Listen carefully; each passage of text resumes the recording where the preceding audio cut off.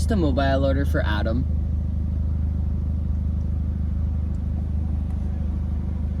Come on up. Thank you. You're welcome. Oh, I don't feel good.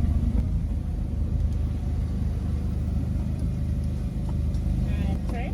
No, I'm okay, and I don't need a straw. Thank you.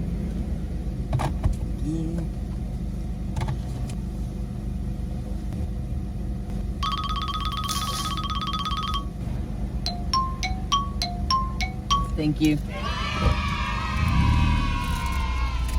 I'm like, what is this kid on? Could I just...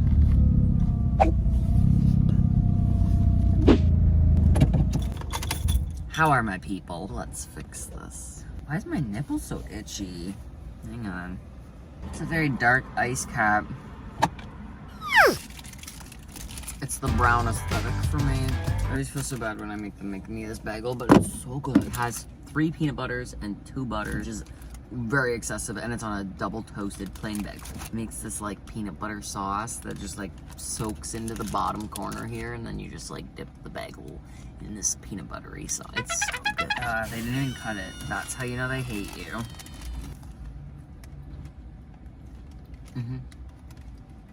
I go through these phases all the time where I find something that I like, and it's just like all I eat. I'll eat it like twice a day until I'm either absolutely sick of it or my body's actually physically sick from it. I just dropped my girlfriend off at the hospital for the 2nd time in like 24 hours, and they can't figure out what's wrong, so I'm a little stressed, and I obviously just want her to be okay. It's one of those things where like you don't want them to find something because you don't want something to be wrong, but also you don't want them to not find anything and then you still don't know what's wrong. This seagull's getting ballsy. Hello.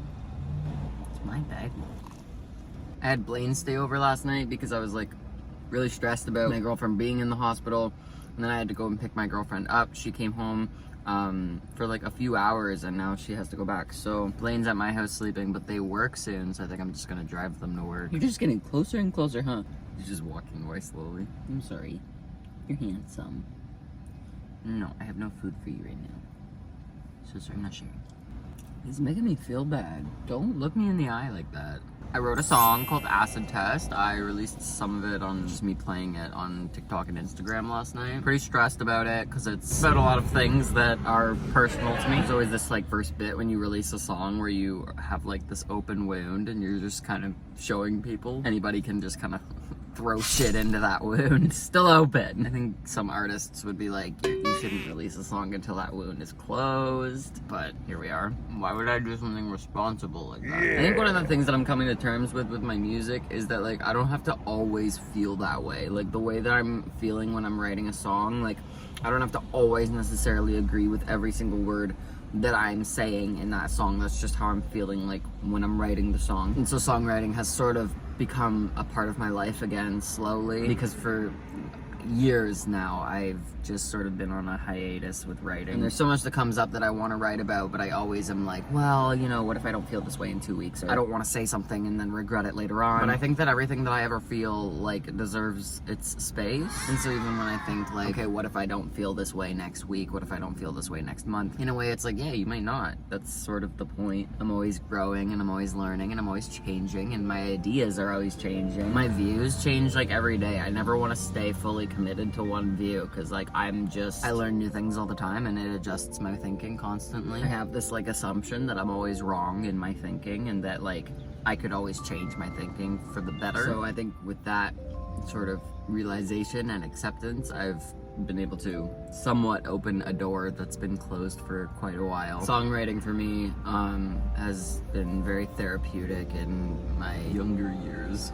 It's like solely what kept me alive as a teenager. I just wrote everything that I felt, everything I was going through, I made it into a song. And some songs I still sing today, and a lot of them I don't. I think that's something that I forgot over time, is that like everything that I wrote didn't have to be a hit. It just had to be whatever I was feeling in that moment, and then out of that came really good songs that I carried with me into my 20s. So I'm just trying to let myself write more, and I'll just evaluate it all later, I guess. Acid Test is one that's been on my mind for a long time. The things I've been writing lately have sort of come to me in weird ways where like I'll think about something and then I'm like, I need to write a song around that, like a word or a phrase. Like for right now it was acid test. If you don't know what an acid test is, it's basically, it was a test to check a purity of a metal back in the day, and it sort of started being used loosely as a term to say things like, oh, you know, the acid test of marriage is fidelity and truthfulness. And so from there the term evolved into essentially meaning a test of purity, test of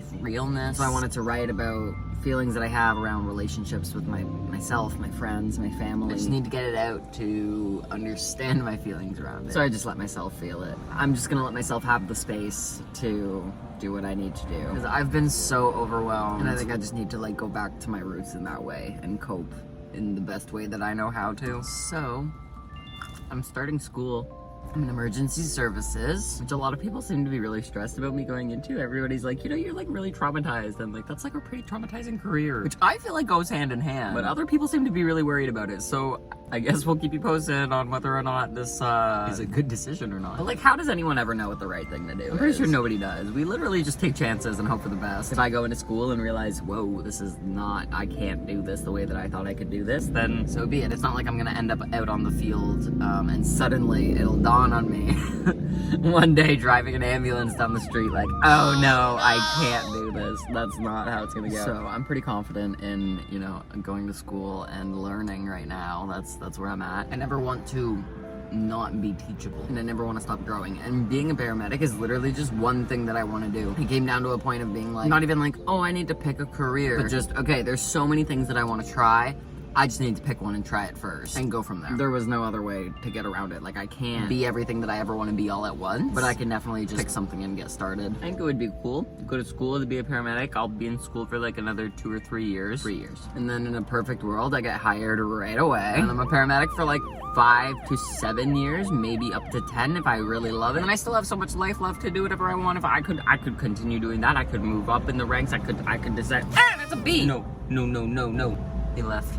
I didn't mean to yell at you. You scared me. I was in my zone. I was talking. What was I saying? I don't know. I just feel like I need to map out the rest of my life right here, right now. And I just understand also that that's not realistic. And that I should never expect that much of myself. Especially like I'm 23. I hope to live 100 years, you know. And if that's the case, then I'm only between a fifth and a quarter of the way through my life. So there's just so much time. And there's so many things that I want to do. So I want to let myself, you know, explore everything and dip my toes in. Maybe I'm a paramedic for like 10 years and then I turn around and you know what? I want to be a teacher. Or maybe suddenly I just want to be a train conductor. I don't think I'll ever want to be a train conductor, but I want to keep my options open. So that's where I'm at. Hope you guys are doing well. I don't know what's up with my girlfriend. I'll keep you guys posted on that on Instagram and Snapchat. My head's been everywhere, obviously, but I'm still above water. Missed my therapy appointment yesterday, so that sucks. I like just completely forgot. And I got the email saying I missed it, and I was like, oh no, I really could have used that. But anyway, I have therapy on September 7th. Nobody let me forget. I think that's it. Just wanted to come talk to you for a bit, see how you're doing. I am so glad I'm not in that Tim Hortons lineup now, because that looks stressful. Yeah, something's weird about this ice cap. It's just like really strong. I don't know what it is. It tastes weird. Ooh. I guess that's what I get for getting a bagel and a large iced cap and an extra large steep tea in the morning. Thank you so much for watching, guys. That's all I have to say today. I hope that you enjoyed the little update video. I have some scripted videos coming out soon, so I hope you enjoy those. And let me know what you think of acid test if you heard the little preview of that. I think that's everything that I had to say. I feel like I had to say more, but what do I have to say? What I had to say. Thank you so much for watching. Please like, comment, save, share, subscribe, and all of that jazz, and I will check you later.